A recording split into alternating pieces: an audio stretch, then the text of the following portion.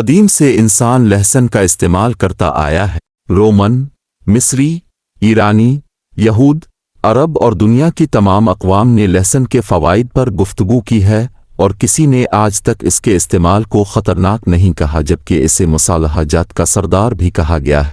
لیکن آج ہم آپ کو لہسن کے خالی پیسٹ استعمال کے فوائد بتائیں گے۔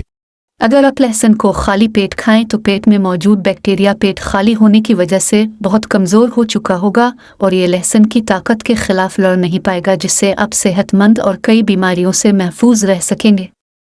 اسے خالی پیٹ کھانے سے جسم کا مدافعتی نظام مضبوط ہوتا ہے اور انسانی جسم بیماریوں سے لڑنے کے لیے مضبوط ہو جاتا ہے۔ 3. لہسن ایک قدرتی اینٹی بائیوٹک ہے، اور سردیوں میں اس کے استعمال سے انسان کھانی، نزلہ اور زکام سے محفوظ رہتا ہے۔ یہ خون کو پتلا کرتا ہے، جس سے آپ کا نظام دوران خون تیز رہتا ہے، اور اس کے ساتھ ساتھ آپ کو بلند فشار خون سے بھی نجات ملتی ہے۔ اگر خون کی شریانیں بند ہونے لگیں تو روزانہ خالی پیٹ لہسن کا استعمال کریں۔